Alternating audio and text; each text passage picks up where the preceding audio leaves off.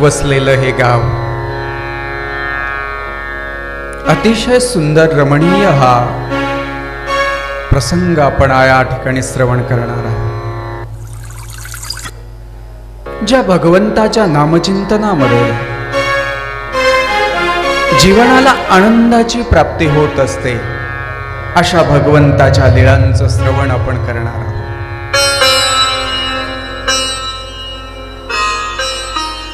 चहुयुगी चिरायू असणारा अवतार श्री दत्तात्रेय प्रभू महाराज यांच्या कथाश्रवणाने जीवनाला धन्य करणार आहोत. भगवंताची भेट आपल्याला व्हावी असं वाटत असेल ना, घर सोडून इथे यावं लागेल. बऱ्याच वेळेला असं वाटतं आपल्याला की आपण मंदिरात आलोय. प्रत्येकाला वाटतं. शरीराने तर आपण मंदिरात आलेलो असतो, नक्कीच शरीर असतं आपलं मंदिरामध्ये, मन मात्र घरीच आहे. देवाची यात्रा चालू झाली, गुलाबजामुन बनवलेत, सुनबाई घरी आहे, डब्बा एकटाच ठेवलाय, कुलूप लावलं नाही. कमी होतात का काय? वाटतं का नाही? नाही ना वाटत? तुम्ही बोलत नाही, तुमचे चेहरे माझ्याशी बोलत नाहीत, टाळी वाजवत नाहीत, बोलत नाहीत. बोललं पाहिजे हो. देवाशी नाही बोलणार तर बोलणार कुणाशी आपण? मला माहिती आहे तुम्ही मालकाशी खूप बोलता, पण देवाशी बोला ना. देवाशी बोलता आलं पाहिजे. आणि म्हणून या बघा, मंदिराच्या या प्रांगणामध्ये अनेक आचार्यगणांची उपस्थिती आहे. त्यांना गरज आहे कथेची? नाही ना हो, नाही गरज त्यांना कथेची, मुळीच गरज नाही. तरीही ते आलेत. कशासाठी आलेत? अनेक आचार्यगण माझ्या समोर उपस्थित आहेत, फक्त माझं मनोबल वाढवण्यासाठी, मला धीर देण्यासाठी, उभं करण्यासाठी. आणि माझ्यापेक्षाही वयानी, ज्ञानाने, सर्व गुणांनी श्रेष्ठ असणारे आमचे माधवमुनी असतील, किशोमुनी असतील, खाली बसलेत. आमचे दादांचं नाव विसरलो मी. सर्वच ही मंडळी. आणि म्हणून आज आपण श्री दत्तात्रेय प्रभूंच्या कथेकडे वळणार आहोत. आपल्या प्रतिसादाची मला अत्यंत गरज आहे, अत्यंत गरज आहे. भगवंताचा अवतार होतो, जीवाचा जन्म होतो, आपण काल ऐकले. अवतार हा देवाचा जीवाचा उद्धार करण्याकरता झाला आणि सृष्टीची निर्मिती सुद्धा याच करता झालेली आहे. भगवंताला वाटलं जीवाला ज्ञानाचा अधिकार द्यावा, प्रेमाचा अधिकार द्यावा, आनंद प्रदान करावा. आणि म्हणून भगवंताने या सृष्टीची रचना मायेकरवी करून घेतलेली आहे. आणि ब्रह्मदेव, महादेव, विष्णू या सर्वांना कामाला लावलं. ब्रह्मदेवालाही वाटायला लागलं की देवाने ज्या सृष्टीची निर्मिती केली त्याला आपण आधार द्यावा.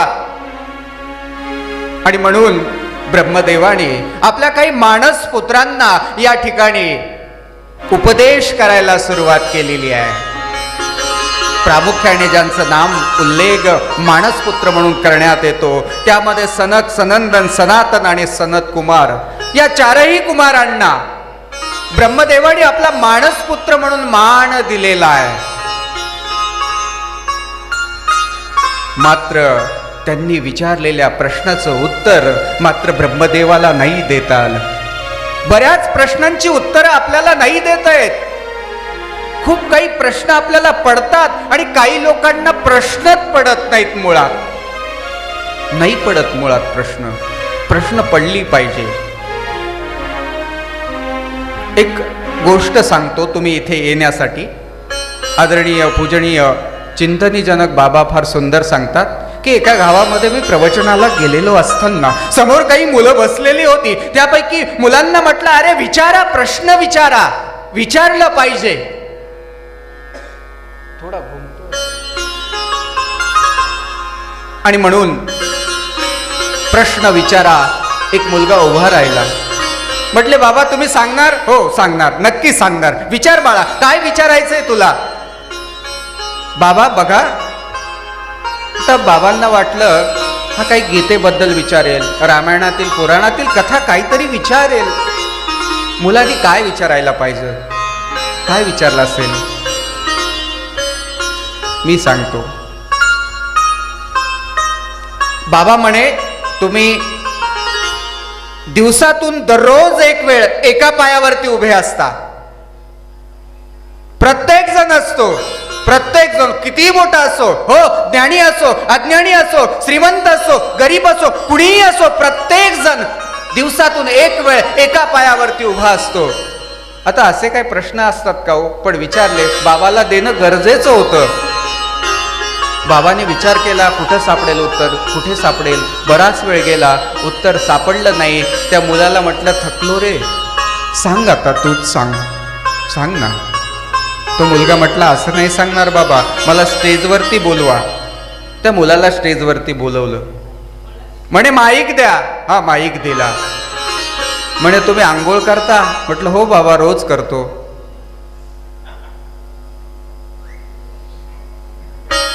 लुंगी वापरता? म्हटलं हो. आतमध्ये चड्डी वापरता का नाही? म्हटलं नक्की वापरतो ना बाबा, असं थोडी नाही. मग ती घालण्यासाठी एका पायावरती उभं राहावं लागतं ना. इतका साधा प्रश्न, पण काय विचारावं हेही कळत नाही, कुठं विचारावं हेही कळत नाही. म्हणून प्रश्न विचारावेत, नक्की विचारावेत. पण असे निरर्थक प्रश्न विचारून काय होणार आहे, आणि काय आपलं आत्मसमाधान काय होणार आहे, आपल्याला देवाजवळ जाण्यासाठी काय काय त्याचा लाभ होणार आहे. म्हणून प्रश्नांना सुद्धा आधार असला पाहिजे, आधार असला पाहिजे. मात्र या ठिकाणी सनक सनंदन सनातन आणि सनत कुमारांनी ब्रह्मदेवाला विचारलेला प्रश्न मात्र जीवनाच्या मुक्तीचा होता. प्रत्येक माणूस जन्माला आल्यानंतर मरेपर्यंत जो कष्ट करतो, पुन्हा जन्माला येतो, हा रहाट घटिकेची देण्या जन्म मरण चालूच आहे. स्वामी फार सुंदर सांगतात, हा जीव कुठे जातो? स्वर्ग नरक कर्मभूमी मोक्ष या चतुर्विध कर्मफळामध्ये हा फिरणारा जीव, याला कायमस्वरूपी मुक्ती हवी असेल ना, तर एका देवाची साधना करावी लागेल. ब्रह्मदेवाला नाही उत्तर देता आलं, आणि म्हणून त्या ठिकाणी हंस अवताराला व्यक्त व्हावं लागलं. हंस अवतार व्यक्त झाला, त्या चारही कुमारांना जीवनमुक्तीचा मार्ग दाखवला. आता हे चारही जण वनामध्ये तपसाधना करून देवाला प्राप्त करण्यासाठी निघून गेलेले आहेत. बऱ्याच लोकांना कळतं, कळत नाही असं नाही, सगळ्यांना कळतं की आपलं भलं कशामध्ये आहे. पण आपलं भलं आपण कशात समजलं? चांगली साडी, चांगली माडी, चांगली गाडी, हेच आपण भलं समजलं. पण संत म्हणतात, हित ते करावे देवाचे चिंतन. ते हित आपल्याला करता आलं पाहिजे, ते हित आपल्याला साधता आलं पाहिजे. ते हित नाही कळालं आपल्याला. आपण आपलं हित संसारिक पाहिलं, नाशिवंत आहे. कुष्ट्याच्या दृष्टांतामध्ये फार देवाने सुंदर सांगितलं. त्यालाही वाटायचं आता मी ह्या कथेला जर लांबवत गेलो तर कथा संपणारच नाही, आणि आपल्याला 2 दिवसात कथा संपवायची. म्हणून फार बाजूला न जाता पुन्हा ब्रह्मदेवाला अनेक मानसपुत्र झालेली आहेत. त्यामध्ये मग पुलस्ती आहेत, पुल आहे, क्रयू आहे, भगीरथ आहे, मरची आहेत, दक्ष आहेत, अत्री आहेत, वशिष्ठ आहेत. असे अनेक मानसपुत्र ब्रह्मदेवाला मानले, ब्रह्मदेवानी मानले. आणि ब्रह्मदेवाचा मानसपुत्र म्हणून ज्यांना मान मिळाला ते अत्री ऋषी. त्या अत्री ऋषींच्या कथेला सुद्धा आपण आता श्रवण करणार आहोत. सुंदर असा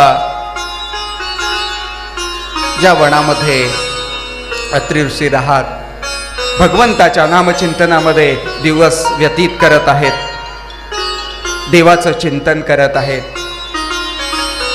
आणि ज्या वेळेला लग्नाचं वय झालं, पराक्रमी आहेत, शूर आहेत, त्यांनी सूर्याला सुद्धा राहूच्या बंधनातून मुक्त केलेला आहे. एवढे पराक्रमी असणारे हे अत्री ऋषी यांचा विवाह करण्याचं निश्चित केलं. आता उपवर झालेली नवरी ती शोधण्यात येत आहे की अत्री ऋषींना साजेल, शोभेल.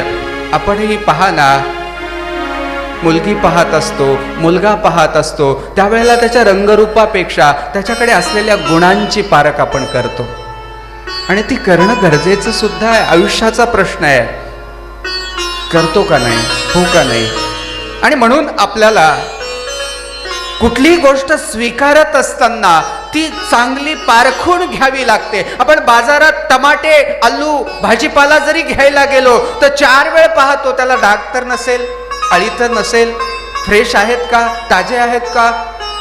मग जीवनाचा निर्णय घेताना आपण कसं काय असं डोळे झाकून घेणार आहोत. आणि म्हणून कर्दम ऋषी आणि देवहूती यांची कन्या असणारी ती सुद्धा आता उपवर झालेली आहे. त्या कन्येचं नाव अणुसया. आणि ही अणुसया, हिला अजून 8 बहिणी आहेत. एका ठिकाणी 7 जणी सांगितल्या.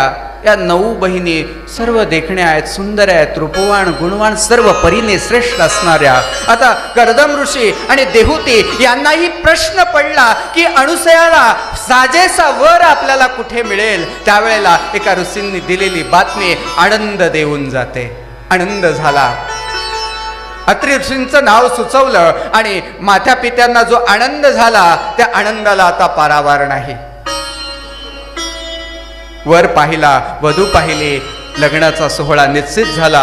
अतिशय आनंदामध्ये अनेक ऋषी मुनींच्या साक्षीने, अग्नीच्या साक्षीने आता तो लग्न सोहळा, आनंद सोहळा, तो दिवस आता उजळला. आता रांगोळ्या टाकण्यात येत होत्या, आता मंडप उभा करण्यात येत होता, फुलांनी सजवल्या जात होत. मंगल वाद्य त्या ठिकाणी वाजू लागलेलं आहे. अनेक पाहुण्यांची गर्दी आता त्या मंडपाच्या दिशेने होऊ लागली. अनेक ऋषीजन त्या मंडपाच्या दिशेने येत आहेत. ठरलेला वेळ, त्या वेळेची प्रतीक्षा करत अग्नी पेटवण्यात आला, यज्ञ पेटवण्यात आला. मंत्र उच्चारण्यात येत होते, वेद उच्चारण्यात येत होते. अत्रि ऋषी आणि अणुसया मातेचा तो आता देखणा सोहळा त्या अग्नीच्या साक्षीने 88,000 ऋषीच्या साक्षाने मोठा आनंदात पार पडत आहे. लग्न आटोपलं आणि लहानपणापासून ज्या मुलीला मोठं करण्यात आलं तिला निरोप देण्याचा वेळ आला. काय स्वप्न असतात आई बाबांच्या डोळ्यामध्ये. जिच्या पायाला काटा मोडू नये म्हणून किती आपण काळजी घेतो. आता ती मुलगी परक्याच्या घरी जाणार आहे. तिचा सासू कशी असेल, सासरा कसा असेल, देर कसा असेल, ते गाव कसं असेल, त्या सगळ्या काळजीपोटी ती आई रडत असते. डोळ्यातून अश्रू येत असतात. बापही उभा असतो, बाप मात्र पाहत असतो. सर्व लागेल त्या मुलीसाठी तो करतो. सर्व दुःखातून तिला दूर ठेवणारा बाप आपली मुलगी आता परक्याच्या स्वाधीन करत असताना डोळे पाणावलेले असतात, अंतःकरण गहिवरलेलं असतं, पण अश्रूचा एक थेंब सुद्धा बाप आपल्या डोळ्यामध्ये दिसू देत नाही.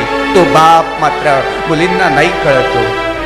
दाटून कंठ येतो, दाटून कंठ येतो, ओठात येई गाणे जापुल्या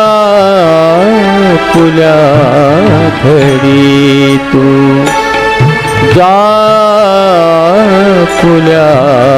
घडी तू, राहा लाडके सुखाने, दाटून कंठ येतो.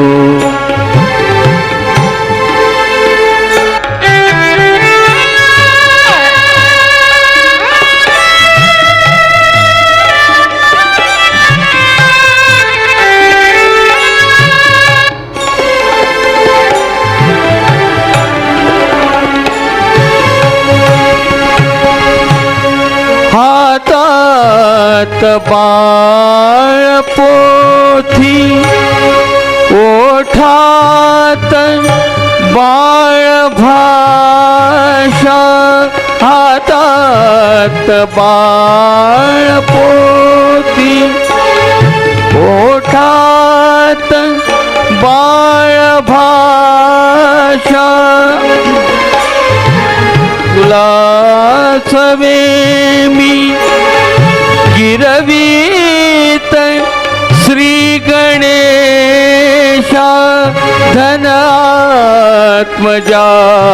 रूपाचे ज्याचे तयास देणे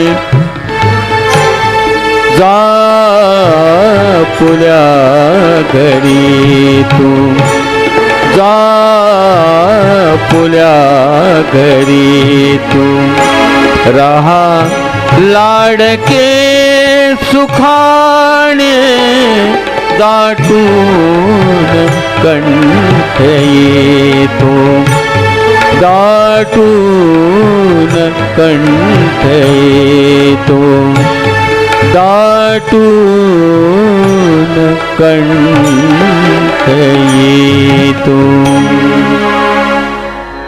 आनंदात तो सोहळा संपन्न झाला. लग्नानंतर कुणाच्याही डोळ्यामध्ये एक स्वप्न असतं, राजमहल असावा, गाडी असावी, बंगला असावा, सुखात राहावं वाटतं ना. मात्र अत्रि ऋषींचं लग्न झालं, अणुसयाला सोबत घेतलं, रथ नाही, घोडा नाही, पायी प्रवासाला सुरुवात झाली. कुठल्याच राजमालाच्या दिशेने तो प्रवास नव्हता. हिमालयाच्या कुशीत असणारा हा बद्रिकाश्रमा, आणि या बद्रिकाश्रमाबद्दल आपण जाणून असाल. सुंदर नटलेली ही वनराई, वाहणारे ते पाण्याचे निथळ झळे, पक्ष्यांची किलबिलाट, आणि या जंगलाच्या दिशेने आता अत्रि ऋषी आपल्या पत्नीला अणुसयेला घेऊन निघालेले आहेत. आकाशाची स्पर्धा करणाऱ्या उंच उंच झाडांच्या मधोमध त्या पर्वतावरती बद्रिकाश्रमाच्या आता अत्रि ऋषींनी आपली एक कुटी, एक झोपडी तयार केली. आणि अणुसया माता सुद्धा झालेला पती हा आपला परमेश्वर समजून त्रेतायुगीचा धर्म पालन करण्याकरता आता ती पुन्हा नव्याने आपल्या संसाराला लागलेली आहे. संसार आनंदाचा करण्याकरता समाधानाची खूप गरज आहे. आपण नेहमी रडत असतो, माझ्याकडे हे नाही, माझ्याकडे ते नाही. कुणाचं तरी पाहतो, बघा ना हो किती 5,000ची साडी आहे, मला 2ची नको. रडत असतो आपण. संसार सुखी करायचा असेल ना तर समाधान खूप महत्वाचं आहे. आणि म्हणून असं एका ठिकाणी म्हटलेलं आहे, तुकोबा फार सुंदर बोलतायत, ठेविले अनंते तैसेची राहावे, चित्ती असू द्यावे समाधान. माणसाला समाधानाची जागा कळाली पाहिजे. समाधान आपल्याला प्राप्त करायचं असेल ना, सुख प्राप्त करण्यासाठी समाधान लागत असतं. आपण संतुष्ट होत नाही होत आपण संतुष्ट. अणुसया माता मात्र संतुष्ट होती. पतीच्या झोपडीतही तिने आता स्वर्ग अवतरला होता. 88,000 ऋषींचा मेळा आता त्या बद्रिकाश्रमामध्ये एकत्रित झाला होता. किती गोड वर्णन आलेलं आहे. तिथे कोणाशी वैर नाही, कुणाशीच कुणाचं वैर नाही. उंच उंच जाणारी झाडे, पक्ष्यांचा किलबिलाट, आणि त्या पक्ष्यांना सुद्धा बघितल्यानंतर एक प्रेमाचं नातं निर्माण व्हावं असा तो परिसर.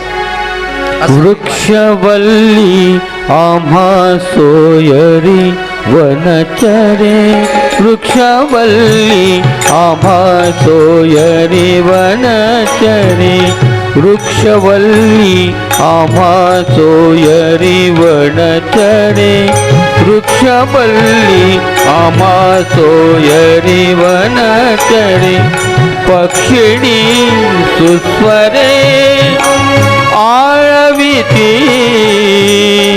वृक्षवल्ली आम्हा सोयरे वनचरे, वृक्षवल्ली आम्हा सोय रे वनचरे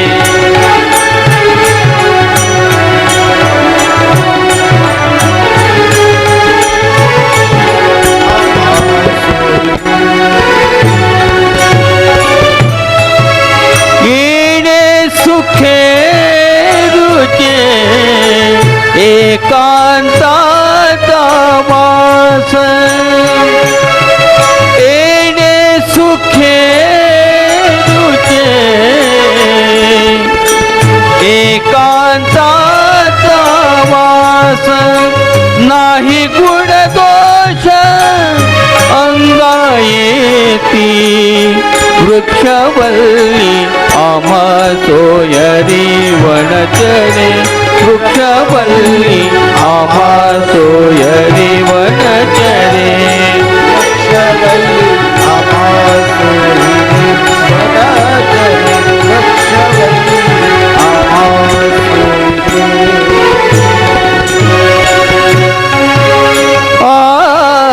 आकाश मंडप पृथ्वी आसन आकाश मंडप पृथ्वी आसन रमे तेथ मन क्रीडा करी कथा कमंडलू देह उपकारा कथा कमंडलू देह उपकारा जाणवितवार अवचरू वृक्षवल्ली आम्हा सोयरी वनचरे वृक्षवल्ली आम्हा सोयरी वनचरे पक्षिणी सुस्वरे आळविती वृक्षवल्ली आम्हा सोयरी वनचरे वृक्षवल्ली आम्हा सोयरी वनचरे वृक्षवल्ली आम्हा सोयरी वनचरे वृक्षवल्ली आम्हा सोयरी वनचरे. अशा निसर्गरम्य पक्ष्यांच्या संगतीमध्ये अणुसया माता संसाराचं स्वप्न पाहू लागली, पतीची सेवा करत आहे, त्रेतायुगीचा धर्म सांभाळत आहे. त्रेतायुगामध्ये भक्ती करणे हा धर्म सांगितला, पतीची असेल, वडील बंधूची असेल, गुरूंची असेल, त्या धर्माचं पालन आता अणुसया माता करते. बघा तुम्ही, नावामध्येच किती सौंदर्य दडलेलं आहे. हा, आपली नावं असतात, अणुसया मातेचं नाव आहे, तशी ती माताई आहे. कुणाच्याच बद्दल असूया नाही, आणि म्हणून तिला अणुसया म्हटल्या गेलं. आपल्या मनात अनेक लोकांबद्दलची असूया असते. कोणी गाडी घेतली ना, वाईट वाटतं माणसाला. कोणाचं घर चांगलं झालं ना, वाईट वाटतं. हो, आपला मित्र आपल्यापेक्षा चांगल्या मार्काने पास जरी झाला ना, तरी आपल्याला वाईट वाटतं. ही असूया आपल्या मनात असते. अणुसया मात्र पवित्र आहे, कुठल्याच प्रकारची असूया मनात नाही. नावाला साजेसं जीवन होतं.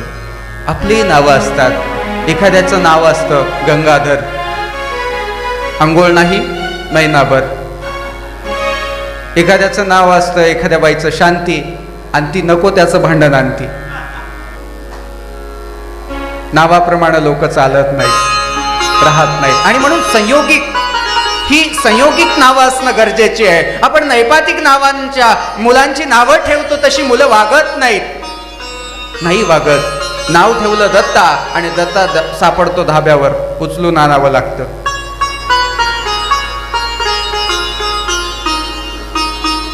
काय आपण करतोय, काय शिकवतोय? अणुसया माता मात्र आपल्या संसारामध्ये मग्न आहे. पाहता पाहता अनेक वर्ष गेली. आता अत्रि ऋषी तपसाधना करतायत. संसार करत असताना एकच ध्यास आहे, त्या भगवंताच्या नामचिंतनामध्ये जीवन व्यतीत करावं. पाहता पाहता अनेक वर्ष निघून गेले. पण संसारूपी वेलीवर जर फूल उमललं नाही ना, त्याला अर्थ वाटत नाही. अणुसया मातेला सुद्धा तेच वाटत होतं. अनेक वर्ष झालेला हा संसार अजूनही मूलबाळ नाही. गावाखेड्यांमध्ये जर एखाद्या बाईच्या लग्नाला 4-5 वर्ष झाले असतील ना, तर आजूबाजूच्या बाया आता कुजबूज करायला लागतात. अणुसया मातेच्या मनामध्ये खंत होती, पण पतीसमोर कधी व्यक्त केली नाही. सेवा चालू आहे, तपसाधनाही चालू आहे. अत्रि ऋषींना पत्नीचा भाव समजला. संसारामध्ये हे फार गरजेचं आहे हो. न बोलताही आपल्याला एकमेकांचं दुःख ओळखता आलं पाहिजे. म्हणावं लागतं, सुखाचा संसार करायचा असेल ना, तिखट झालेली भाजी असतानाही तिने जर विचारलं ना, कशी झाली, म्हणा तुम्ही गोड झाली, छान झाली, तर संसार टिकतो. नाही तर नाही टिकत. मला खूप काही मधात बोलता येतं, पण काय करणार, बंधन आहे वेळेचं. कथा खरी 7 दिवसाचीच पाहिजेत होती बाबा, त्याशिवाय मजा नाही येणार. कथा आतमध्ये रंगली नाही ना, तर मजा नाही वाटत. पण चला ठीक आहे, प्रयत्न करू आपण जेवढं जमेल तेवढं. मला जर आपण पुढच्या वर्षी मुद्दामून सांगतोय,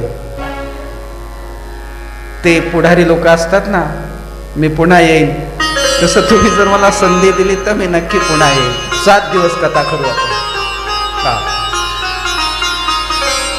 आणि म्हणून अशा या आनंदमय वातावरणामध्ये दिवसामागे दिवस जात होते. आणि मात्र अत्रि ऋषीला आपल्या पत्नीची वेदना कळाली. देवाला प्रार्थना केली, हे दयाघना, काही नकोय बाबा. अनेक वर्षांपासून केलेली ही साधना, या साधनेला एकच फळ हवंय, काही नकोय आयुष्यात. आणि म्हणून तपश्चर्येला सुरुवात झाली. अणुसयेला जे हवं होतं आता ते मिळालं. दुर्वास ऋषी जन्माला आले. पाहता पाहता दिवस गेले, आता सोम ऋषी जन्माला आले. दिवसामागे दिवस जात होते, पण अणुसया मातेचं मन मात्र ज्या अभिलाषेने ती मात्र इच्छा पूर्ण झालेली नाही, ती नाही झाली. जो मूल म्हणून जन्माला हवा होता तो परमात्मा परमेश्वर, त्याची अपेक्षा आहे, मला देवा काही नकोय बा, काही नकोय.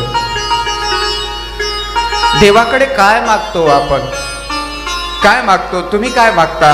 मंदिरामध्ये गेल्यानंतर आपण देवाकडे म्हणतो, देवा माझ्या चिंकीला चांगला नवरा मिळू दे, म्हणतो की नाही?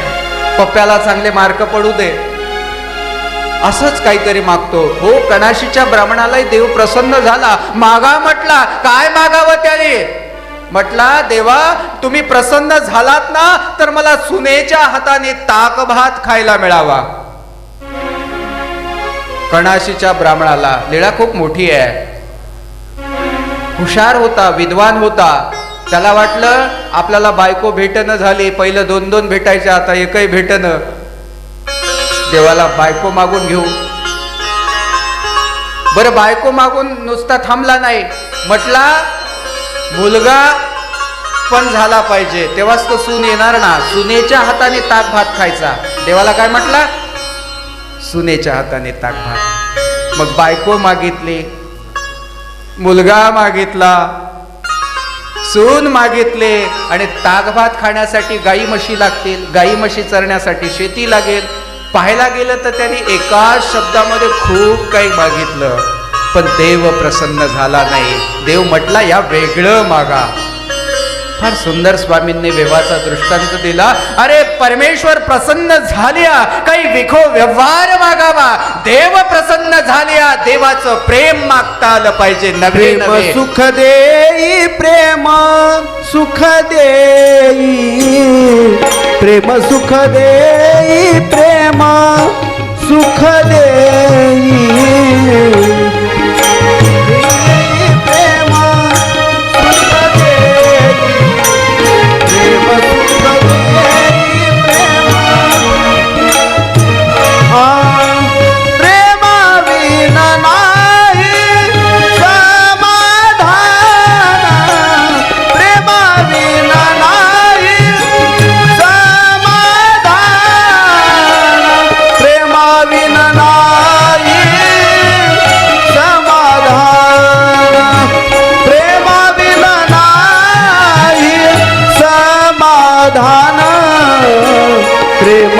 सुख देई प्रेम सुख देई प्रेम सुख देई प्रेम सुख देई. आणि म्हणून प्रेम महत्वाचं आहे. आपण जे समजतो ते प्रेम म्हणत नाहीये मी.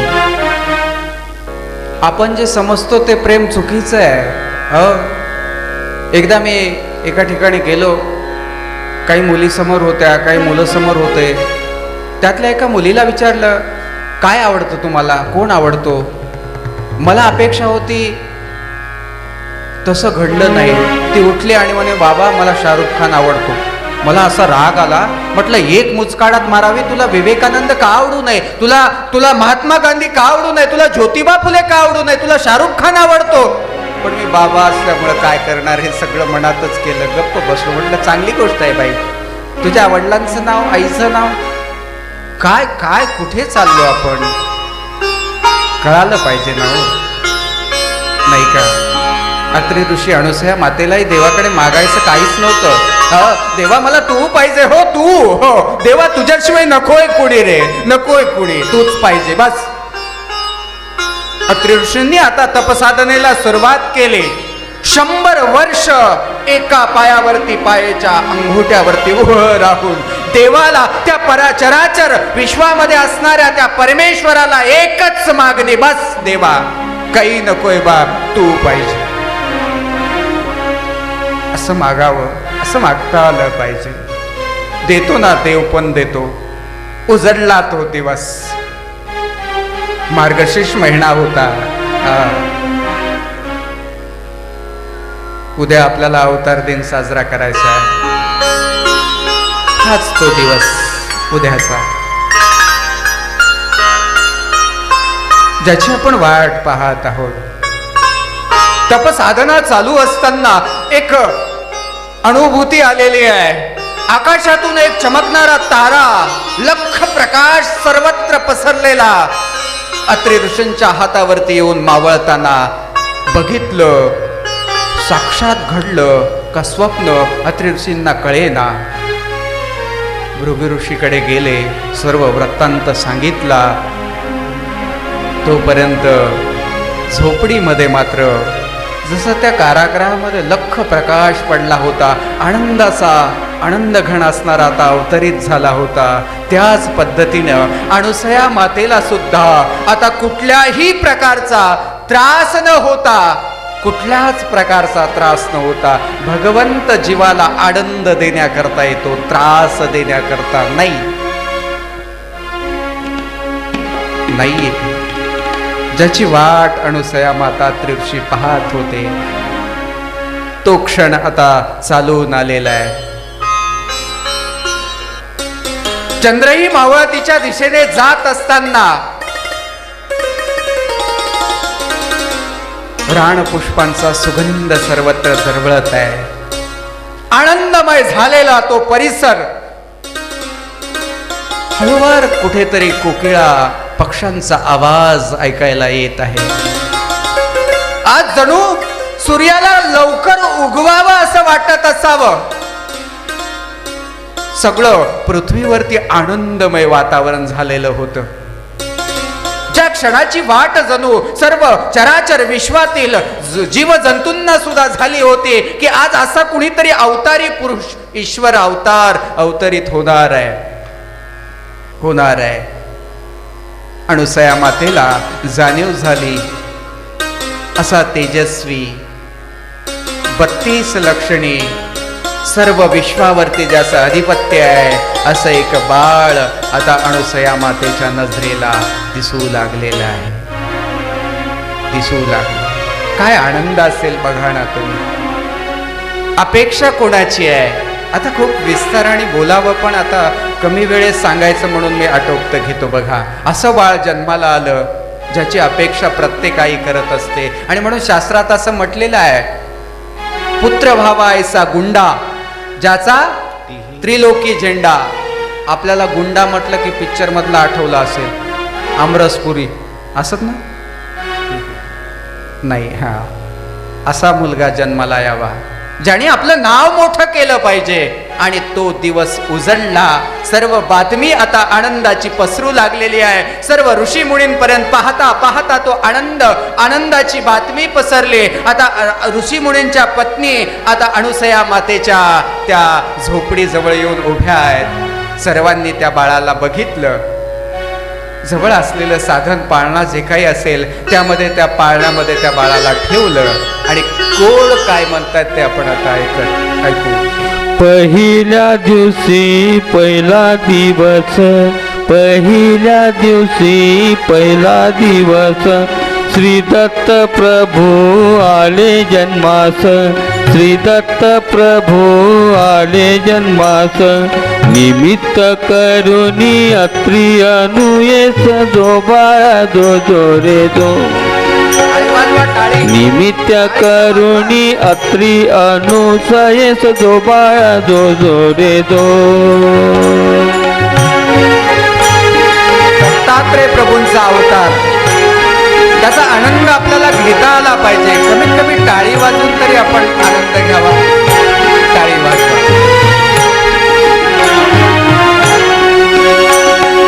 दुसऱ्या दिवशी आनंद, दुसऱ्या दिवशी झाला आनंद, नाचू लागले मुनी नारद. दुसऱ्या दिवसी झाला आनंद, नाचू लागले मुनी नारद. चंदन बुका लाविला गंध, चंदन बुका लाविला गंध. दत्त बाळाचे चरण वंदून जो बाळा जो रे जो. दत्त बाळाचे चरण वंदून जो बाळा जो रे जो.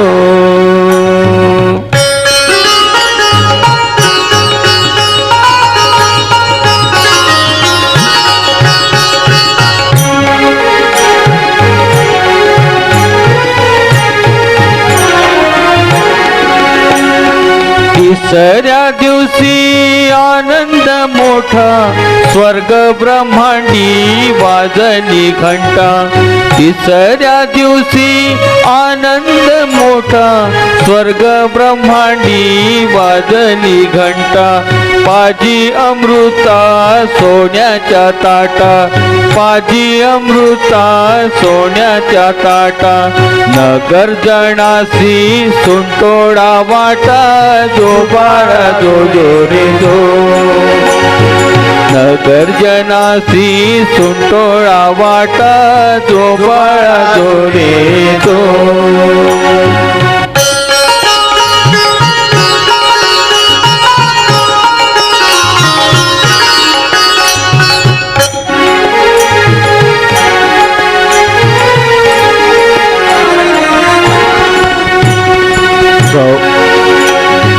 चौथ्या दिवशी चंद्र पूजेचा, प्रकाश पडला महान सूर्याचा. चौथ्या दिवशी चंद्र पूजेचा, प्रकाश पडला महान सूर्याचा. 9 लक्ष तारे प्रकाश चंद्राचा, 9 लक्ष तारे प्रकाश चंद्राचा. जसा झळकतो हिरा रत्नाचा जो बाळा जो रे जो. जसा झळकतो हिरा रत्नाचा जो बाळा जो रे जो. पाचव्या दिवशी दत्त दिगंबर, सर्वांगासी विभूती सुंदर. पाचव्या दिवशी दत्त दिगंबर, सर्वांगासी विभूती सुंदर. शंख चक्र गदा घाली अलंकार, शंख चक्र गदा घाली अलंकार. गळा शोभे सुमनांचे हार जो बाळा जो रे जो. गळा शोभे सुमनांचे हार जो बाळा जो रे जो. गळा शोभे सुमनांचे हार जो बाळा जो रे जो. मार्गशीर्ष शुद्ध चतुर्दशीला श्री दत्तात्रय प्रभूंचा अवतार झालेला आहे. सर्व ऋषीमुनींच्या पत्नी त्या ठिकाणी एकत्रित झाल्या, पाळण्यात टाकलं आणि आता पाळणा म्हटला.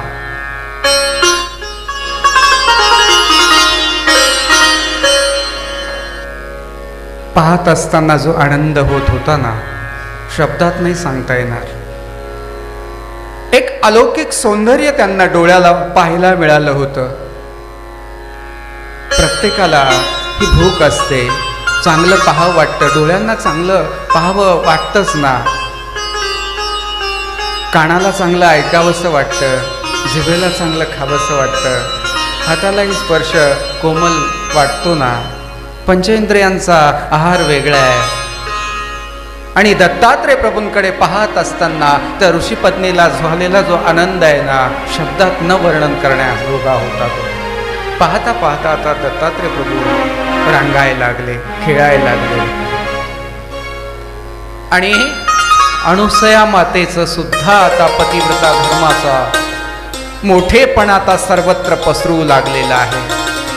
आपल्या पतीची सेवा करावी, आपल्या मुलांचं पालन पोषण करावं.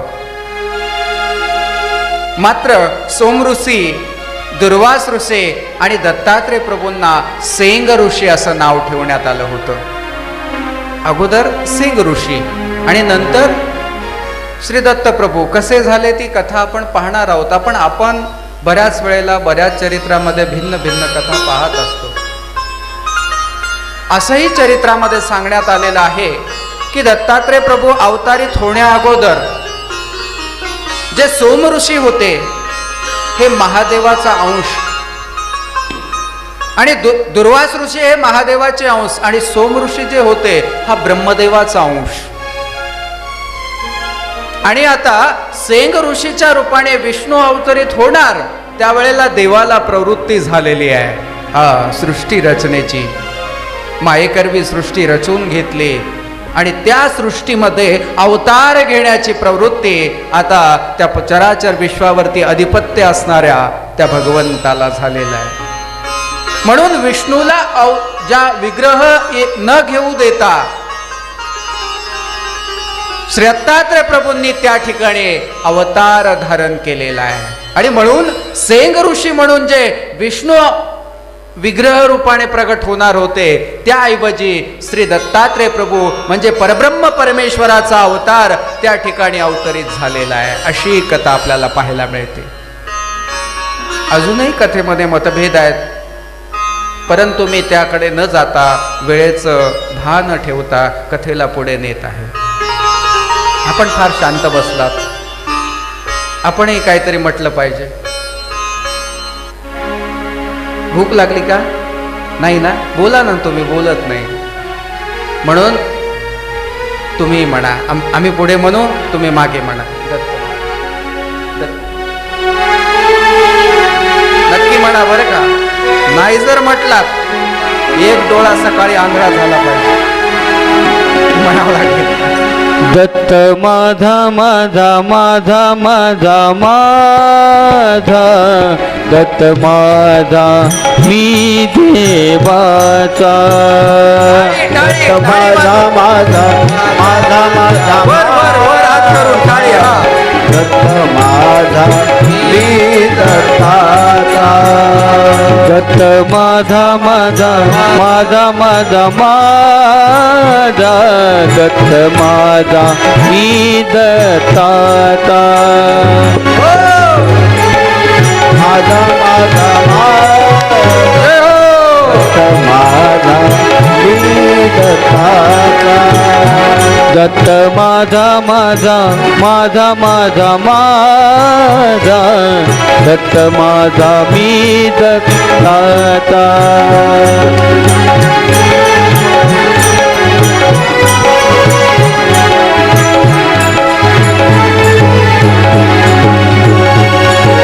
दत्त माझा मी दत्ताचा. दत्त माझा मी दत्ताचा. दत्त माझा मी दत्ताचा. दत्त माझा मी दत्ताचा. दत्त दत्त माझा मी दत्ताचा दत्त माझा मी दत्ताचा दत्त माझा मी दत्ताचा दत्त माझा मी दत्ताचा दत्त माझा दत्त माझा मी दत्ताचा दत्त माझा दत्त माझा मी दत्ताचा बोला दत्त माझा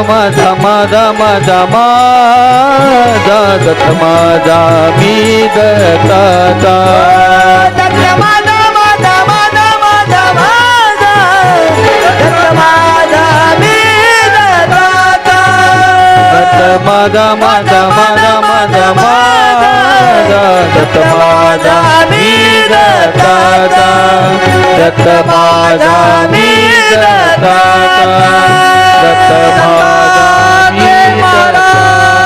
मी छान सुंदर आहात तुम्ही. मला वाटलं गेलात काय गुलाबजामुन खायला परत एकदा.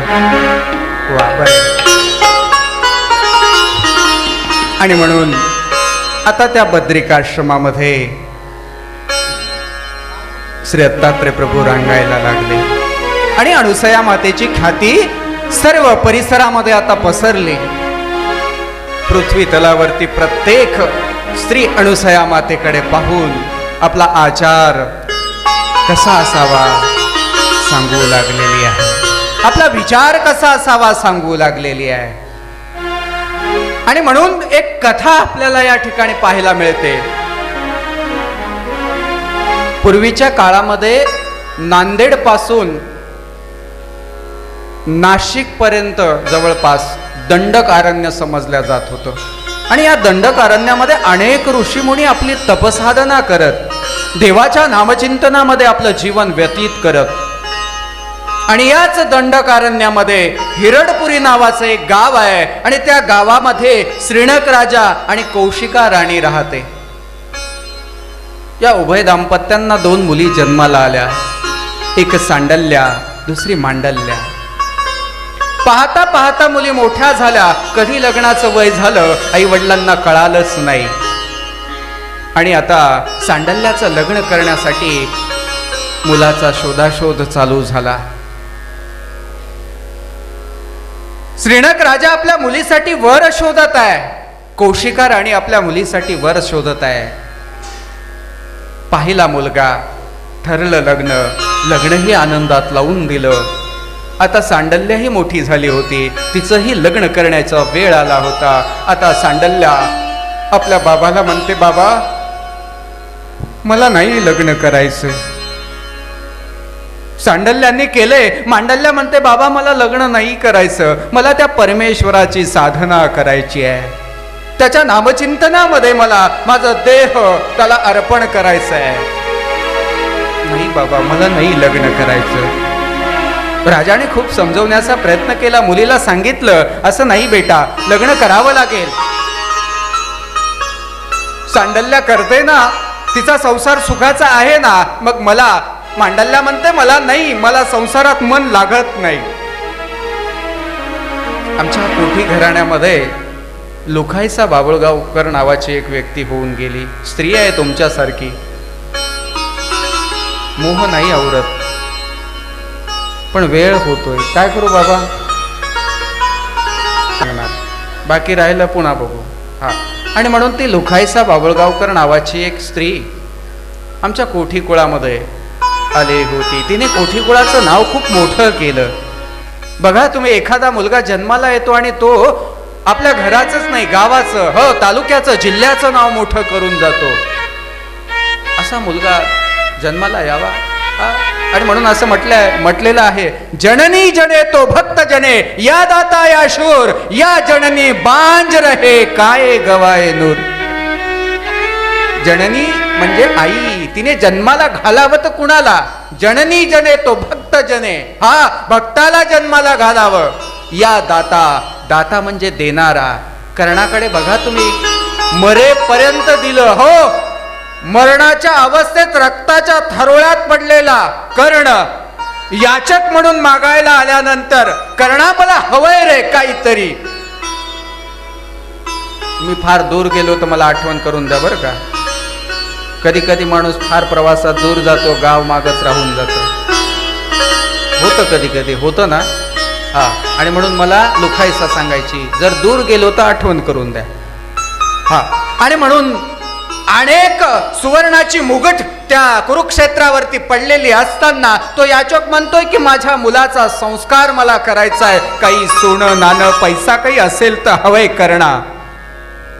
कर्णाने विचार केला, एवढी तर सोन्याची मुकुट पडलेली आहेत, मग हा माझ्याकडे का मागणी करतोय. त्याने सांगितलं, नाही बाबा, हे द्रव्य माझं नाही, जे द्रव्य माझं नाही ते मी नाही घेऊ शकत, दिल्याशिवाय घेऊ नये. आपण तर पाहतो इकडे तिकडे बाबा मंदिरात नाहीत, मग प्रसाद आपला आपणच घेतो का नाही. अहो, एकदा देवाला अर्पण केलं मग आपलं सत्ता राहिली का. आमचे पक्षकार फार सुंदर सांगतात की स्वसत्ता सांडोणी परसत्ता, आणि मग आपण कसलं मागतोय, प्रसाद राहिलाच नाही तो. हा, असो. आणि म्हणून कर्ण रक्ताच्या थरोळ्यात पडलेला असताना एक याचक समोर उभा आहे आणि मागतोय कर्णाला, कर्णा मला काहीतरी दान हवंय. आता कर्ण रक्तभंबाळ झालेला आहे, कधी त्याची प्राण ज्योत मावळेल याची शाश्वती नाही. विचार करतोय, काय वा देवा, मरणाच्या शेवटच्या अवस्थेमध्ये हा प्रसंग मला आणलास, आयुष्यभर दान दिलेलं आहे, काय द्यावं सुसेना कर्णाला, काय द्यावं. पटकन लक्षात आला, आहे, हो आहे माझ्याकडे, काहीतरी देऊ शकतो. कर्ण विचार करतो आणि जवळच असणारा एक दगड उचलला. 32 दातापैकी एक दात सोन्याचा होता. कर्णाने पटकन तो दगड आपल्या दातावरती मारला, दात पाडला.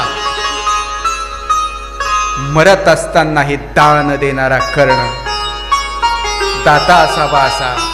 आणि म्हणून जननी जने तो भक्त जने, या दाता या शूर पराक्रमी छत्रपती राजांसारखा मुलगा जन्माला आला पाहिजे. हा, तर मुलं जन्माला आल्याचं सार्थक झाल्याची अनुभूती आपल्याला येते. नाहीतर एक न धड. तुमच्या इकडे म्हणतात का नाही, म्हणतात ना, भाराभर. हा, काय कामाचं आहे. आणि म्हणून लुखाईसा बाबुळगावकर, लग्न झालं, संसाराचं स्वप्न डोळ्यामध्ये रंगवावं, पण आपल्या पतीला, हो, आचार्यांचा आश्रम त्यावेळेला लिंब्याला आहे. परभणी जिल्ह्यामध्ये लिंबा नावाचं गाव आहे, खूप मोठा इतिहास आहे त्या गावाचा, पण मी पूर्ण सांगणार नाही. आणि त्या लुखाईचा बाबुळगावकरांना माझा सर्वज्ञ आवडला. असं वाटायला लागलं की संसारातली दुःख, संसारातली व्यथा, संसारातला त्रास हा कधी न संपणारा आहे. मी कधीही सांगत असतो की संसार कसा आहे आणि दुःख कसं आहे हे जर पाहायचं असेल ना तर बहिणाबाईंना आठवावं लागेल. फार सुंदर म्हटलं बहिणाबाई, अरे सौ अरे सौ.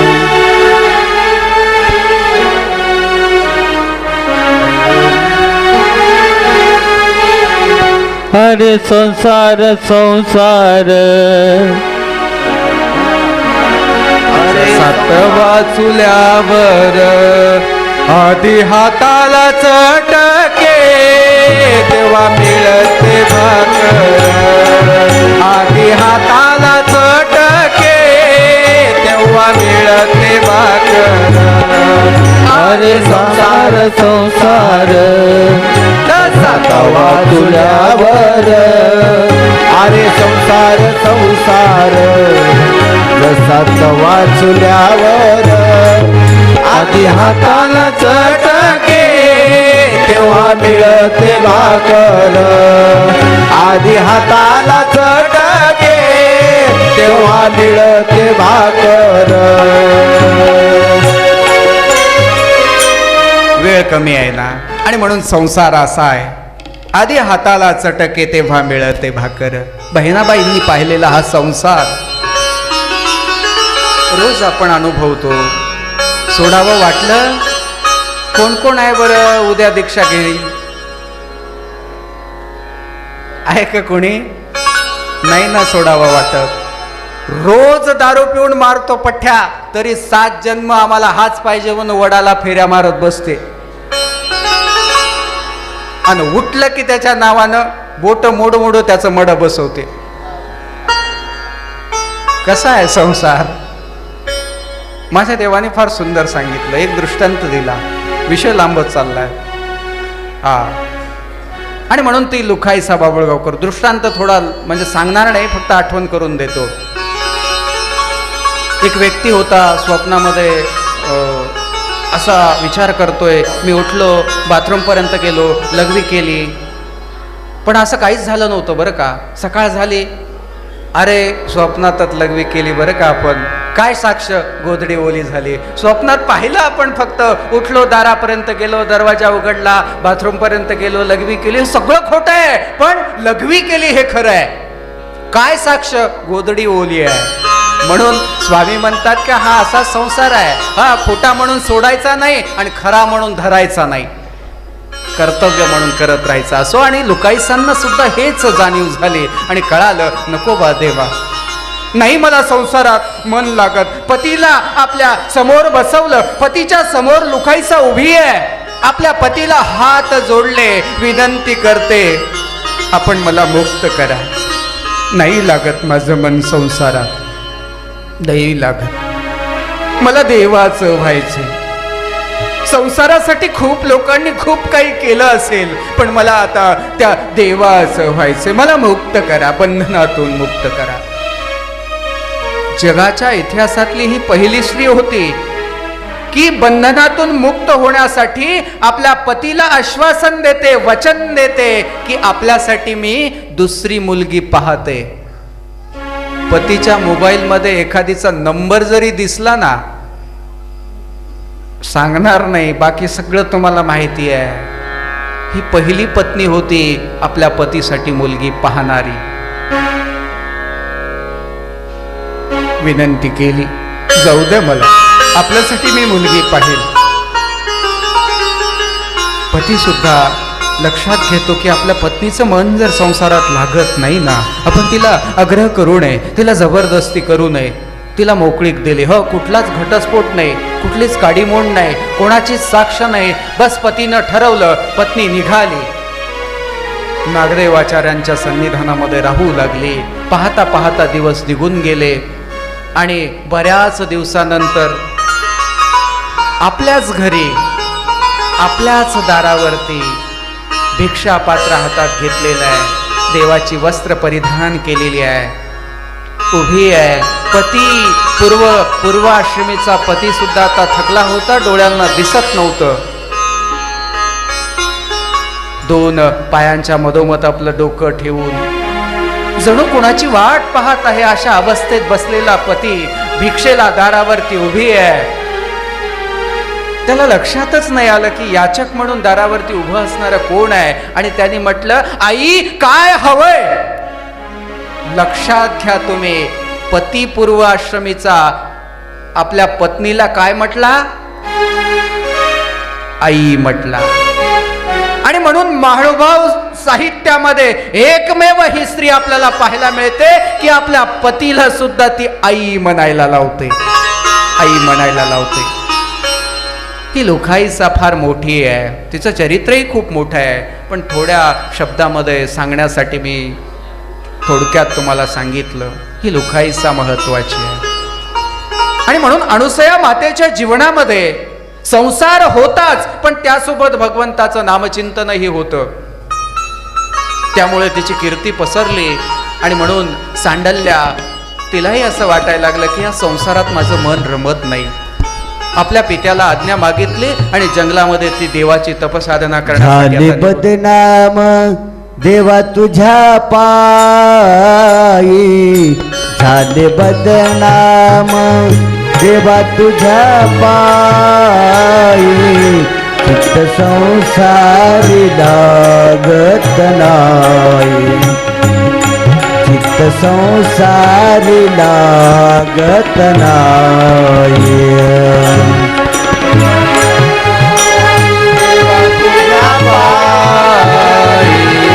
झाले बदनाम तुझ्या पायी चित्त संसारी लागत नाही चित्त संसारी लागत नाही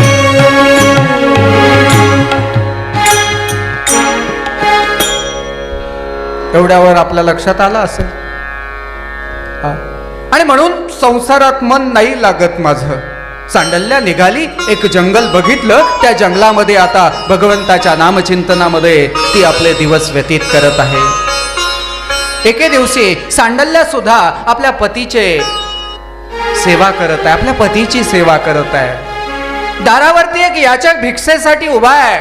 भिक्षा शब्द टाकला, प्रश्न पडला. पतीची सेवा चालू आहे, दारावरती भिक्षेसाठी आलेला याचक आहे. धर्म संकष्ट आहे मोठं, काय करावं? त्या युगाचा धर्म आहे पतीची सेवा करणे.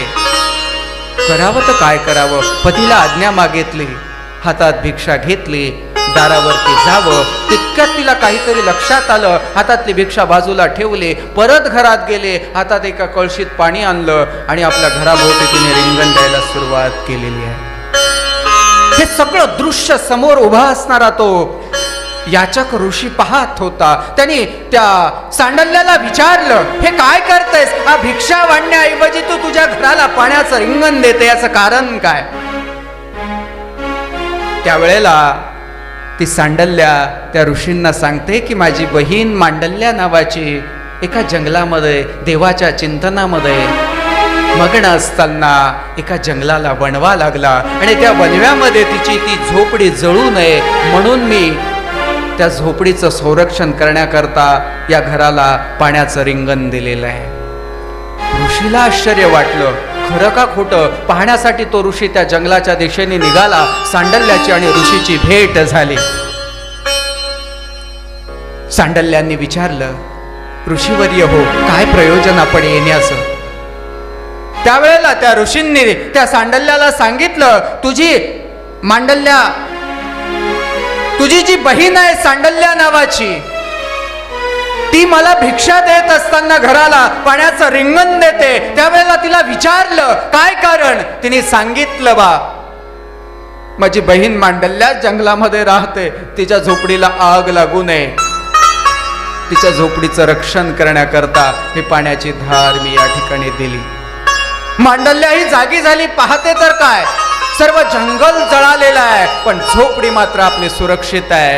लक्षात आलं आपल्या बहिणीच्या शब्दामध्ये किती ताकद आहे, सामर्थ्य किती आहे. आणि म्हणून त्याच क्षणाला आता मांडल्या आपल्या बहिणीला भेटायला निघाली. पाहता पाहता बहिणीची भेट घेण्यासाठी त्या नगरामध्ये येऊन पोहोचली. सांडल्या येताच मांडल्याला आनंद झाला. सांडल्याला बघितलं, सांडल्यांनी मांडल्याला बघितलं. दोन बहिणी बऱ्याच वर्षापासून आता भेटल्या होत्या.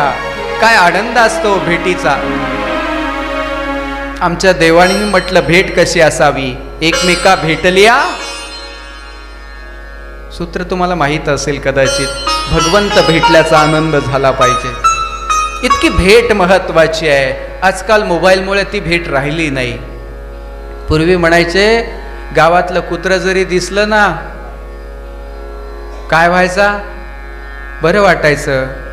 आता कुत्रं तर सोडा हो, स्वतःचा बाप जरी आला तर ती म्हणते अहो तुमचे सासरे आलेत, माझे पप्पा आलेत सुद्धा म्हणत नाही बिचारी.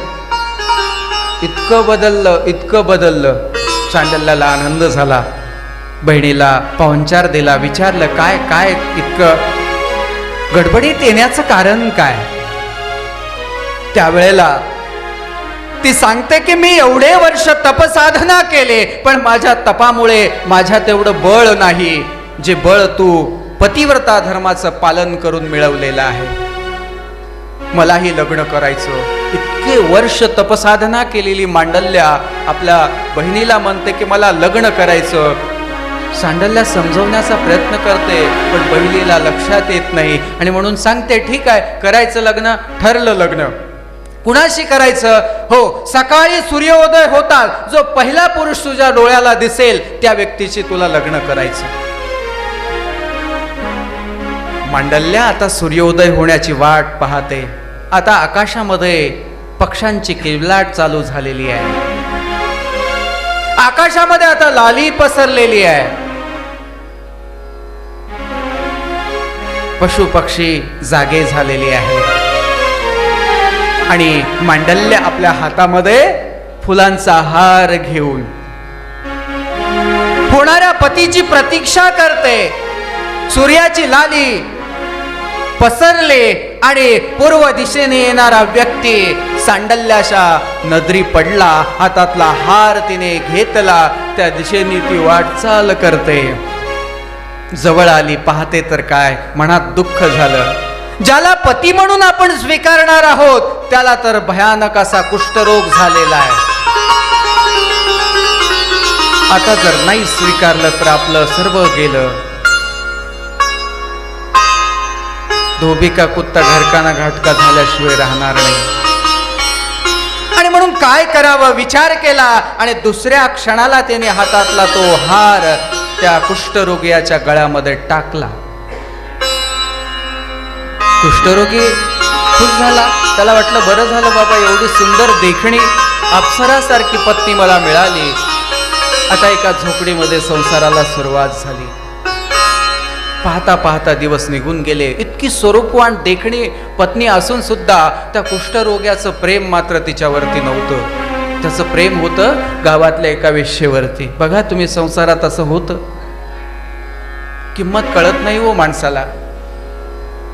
आणि म्हणून दिवसेंदिवस त्याची तब्येत खालावत चालली. अधिकाधिक मांडल्या विचार करते, मी एवढी सेवा करते माझ्या पतीची, का बरं तब्येत सुधरत नसेल. एके दिवशी पतीला विचारलं, तुम्हाला काय चिंता आहे, कुठली काळजी तुमच्या मनामध्ये आहे की ज्यामुळे तुमची तब्येत दिवसेंदिवस घसरत आहे.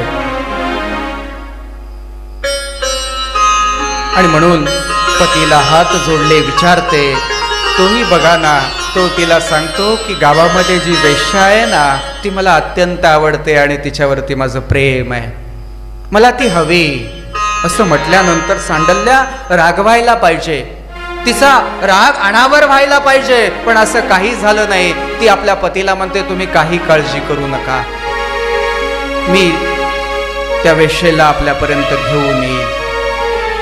आणि ती मांडल्या आता भल्या पहाटे 4 वाजता सकाळी लवकर उठते. त्या वेश्येच्या अंगणामध्ये सडा टाकते, रांगोळ्या भरते, फुलांनी तिचा येणारा रस्ता सजवते. 1 दिवस झाला, 2 दिवस झाले, 3 दिवस झाले. पाहता पाहता अनेक दिवस निघून गेले. आणि आता त्या वेश्येला चिंता वाटायला लागली की कोण आहे सकाळी भल्या पहाटे माझ्या रस्त्यावरती येऊन माझ्या घरा अंगणामध्ये रांगोळ्या भरल्या जात आहेत, सडा टाकला जातोय, वातावरण प्रसन्न केल्या जातंय. आणि म्हणून एके दिवशी ती लक्ष देऊन असते की आज पाहायचं ठरवलं तिने. आणि जागी आहे, ठरल्याप्रमाणे मांडल्या जाते.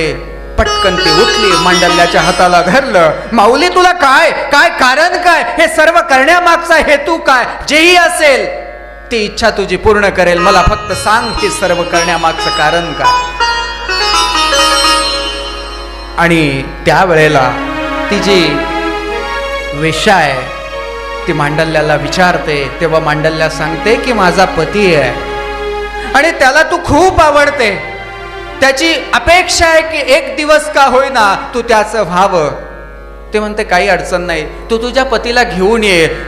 मांडल्या म्हणते, पण माझा पती सर्वसामान्य नाही, त्याच्या कुष्ठरोग झालेला, अंगाची दुर्गंधी येते.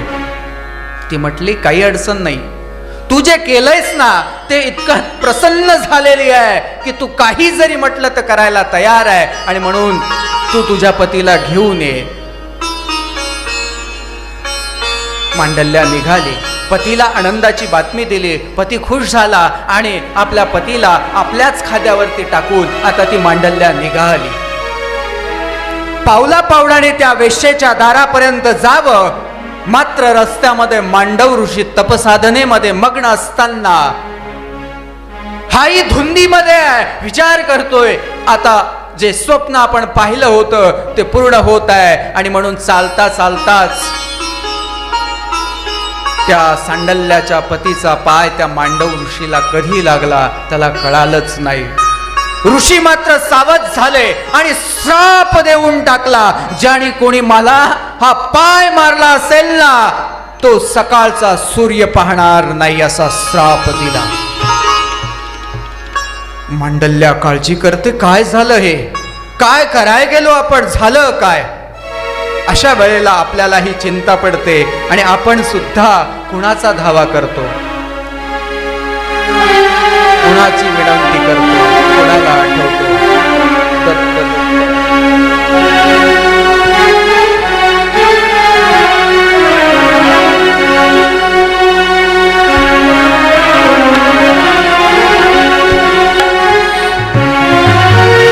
तेरे सार्थक जन्माचे दत्त दत्त म्हणता वाटे, दत्त दत्त म्हणता वाटे, दत्त दत्त म्हणता वाटे. तेरे सार्थक जन्माचे, तेरे सार्थक जन्माचे दत्त दत्त म्हणता वाटे, दत्त दत्त म्हणता वाटे, दत्त दत्त म्हणता वाटे. मणि चिंतावा श्री गुरु दत्त, मणि चिंतावा श्री गुरु दत्त, मणि चिंतावा श्री गुरु दत्त.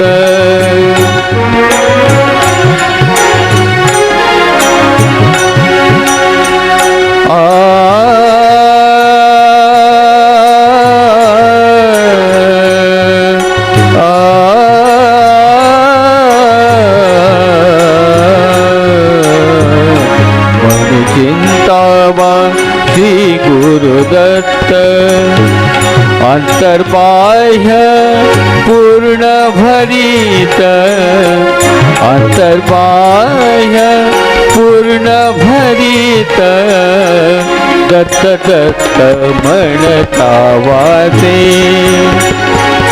दत्त दत्त म्हणता वाटे, दत्त दत्त म्हणता वाटे. तेरे सार्थक जन्माचे, तेरे सार्थक जन्माचे दत्त दत्त म्हणता वाटे, दत्त दत्त म्हणता वाटे, दत्त दत्त म्हणता वाटे. एका जनार्दनी दत्त जपा,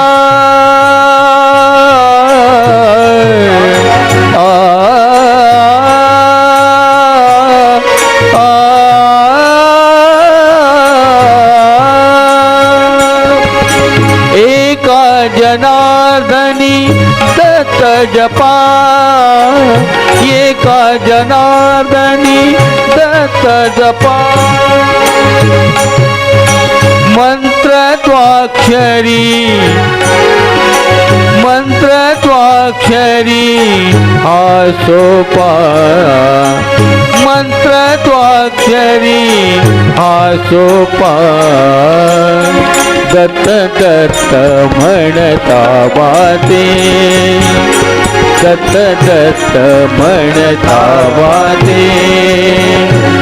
तेरे सार्थक जन्माचे, तेरे सार्थक जन्माचे दत्त दत्त म्हणता वाटे, दत्त दत्त म्हणता वाटे, म्हणता वाटे, म्हणता वाटे. आणि म्हणून अशा प्रसंगी आपण फक्त देवाचा धावा करत असतो. जेव्हाही आपल्याला वाटतं आपल्यावरती संकष्ट आलेलं आहे, त्यावेळेला फक्त आपल्याला देव आठवतो. मांडल्या विचार करते आता काय करावं. त्यांनी देवाला आठवलं, सूर्याकडे बघितलं आणि सूर्याला सांगितलं, बघ जर तू उगवला. सांडल्याने सूर्याला म्हणावं आणि सूर्याची हिंमत नाही आता उगवण्याची. आज वेळ झाली मात्र सूर्य उगवला नाही. कारण मांडव ऋषींनी दिलेला हा श्राप आहे. ऋषीचा श्राप हा विफल जाणार नाही. नक्कीच माझा पती सूर्य उदय झाला तर मरण पावेल आणि म्हणून सांडल्याने उगवत्या सूर्याला थांबवलं. नाही तुला उगवता येणार. एक दिवस झाला, 2, 3, 4 महिना, 2 महिने, 5 महिने, पाहता पाहता 6 महिने होत आले. सृष्टी व्यवस्था सर्व बिघडली. देवतांना सुद्धा आता वाटायला लागलं काय करावं. सर्व फरियाद आता देवतांकडे गेले. त्यावेळेला देवादिदेव म्हणून घेणारे ब्रह्म विष्णू महादेव आता त्या ठिकाणी प्रगट होत आहेत आणि मांडल्याला म्हणतायत की आम्ही तुला आश्वासन देतो की तुझा पती मरणार नाही. सूर्याला आज्ञा दे उगवण्याची. काय ताकद आहे बघा ना हो. पतिव्रता धर्मामध्ये सुद्धा किती ताकद आहे. तुका म्हणे पतिव्रता, तुका म्हणे पतिव्रता, तुका म्हणे पतिव्रता.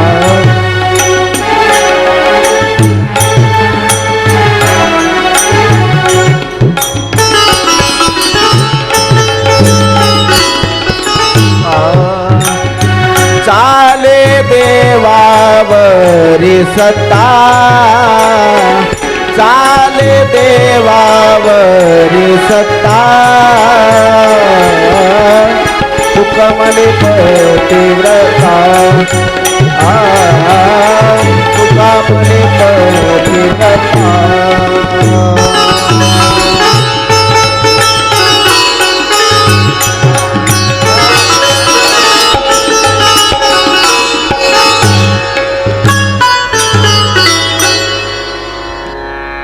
आणि म्हणून जी पतिव्रता आहे ना तिची देवावरती सुद्धा सत्ता आहे. वेळ झाला, मला माहिती आहे तुम्हाला भुका लागल्या का. जेवून आले नाही पण वेळ झाला आता. हा, आणि म्हणून सर्व तिन्ही देव प्रगट झाले. आश्वासन दिलं तुझ्या पतीला आम्ही मरू देणार नाही. सूर्य उगवला मात्र जे व्हायला नको तेच झालं. पती तिचा मृत पावला. ब्रह्म विष्णू महादेवाला काळजी वाटायला लागली. आपण वचन दिलेलं आहे सांडल्याला, आता हिचा पती मरण पावला, काय करावं. जिवंत करण्याचा प्रयत्न केला पण जिवंत होत नाही. प्रश्न पडलेला आहे, कुठं जावं, कुणाची विनंती करावी. आणि मग सर्वजणांना लक्षात आलं की पतिव्रता स्त्री म्हणून सर्वत्र पसरलेली महती या त्रेतायुगामध्ये जर कुणी असेल तर ती आता एकच आहे या दुःखातून आपल्याला सोडवणारी. ती म्हणजे अणुसया माता. सर्व देवी देवतासह अणुसया मातेच्या दारामध्ये सर्व ऋषीमुनी आता एकत्रित झाले होते. अणुसया मातेसह अत्रि ऋषींना हात जोडले वंदन करतायत. पडलेलं संकष्ट मागील सर्व वृत्तांत सांगितला आणि त्यातून सोडवण्याचा मार्ग आपण आम्हाला सांगावा असं म्हटल्याबरोबर अत्रि आपल्या पत्नीला घेऊन अणुसयेला त्या ठिकाणी पोहोचले. अणुसया मातेने श्री दत्तात्रय प्रभूंचं चिंतन केलेलं आहे. आणि आश्चर्य काय बघा तुम्ही, ब्रह्मादेव देवादी देवांना जे जमलं नाही ते एका पतिव्रता स्त्रीने, जिच्या उदरी परब्रह्म परमेश्वर अवतार जन्माला आला होता, त्याच्या सामर्थ्याने त्या सांडल्याच्या पतीला आता जिवंत केलेलं आहे. आणि पाहता पाहता ही बातमी आता सर्वत्र पसरली. सर्वजण आता त्या अणुसया मातेचं गुणगान करू लागलेले आहेत. सर्व पृथ्वी तलावरती ही बातमी वाऱ्यासारखी पसरावी आणि याचाच प्रभाव नारद मुनीपर्यंत सुद्धा पोहोचला आणि नारद मुनी तिथे आलंय. पुन्हा काय झालं, कसं झालं, तिन्ही देवांचं कसं घडलं, ही सगळी कथा मात्र आपण उद्या बघणार आहोत. जमेल तेवढी कथा आपण उद्या करू. आज वेळ संपलेला आहे. जर तुम्हाला खरंच ऐकावं वाटत असेल तर आरती झाल्यानंतर बोलवण्याची गरज पडू नये. ऐकावं वाटत असेल तर तुम्ही सर्वजण वेळेमध्ये आलात, कथा लवकर सुरुवात होईल आणि जास्त कथा होईल. आज आपण कथेचा एक भाग सुद्धा पाहिला नाही, म्हणून उद्याची कथा जी आहे आपल्याला श्रवण करायची असेल तर सर्वजण वेळेमध्ये यावं ही सर्वांना विनंती करतो. मन तृप्त झाले आहे तुझ्या दर्शनी, मन तृप्त झाले आहे तुझ्या दर्शनी. आता नाही देवा काही, आता नाही देवा काही अन्य मागणे. मन तृप्त झाले आहे तुझ्या दर्शनी, मन तृप्त झाले आहे तुझ्या दर्शनी.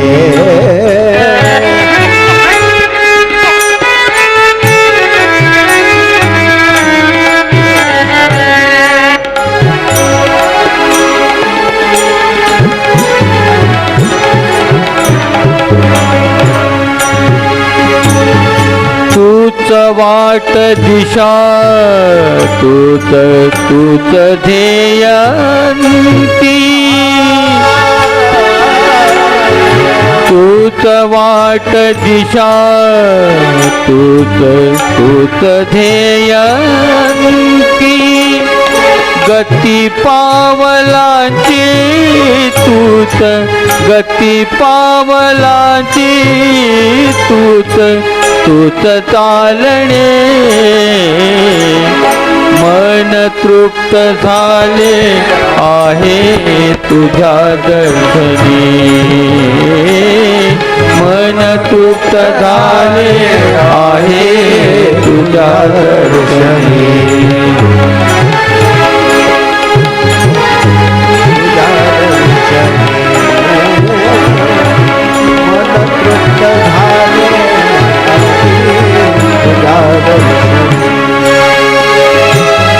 श्वास कैसा ध्यास माझा, सूर तैसे गीत.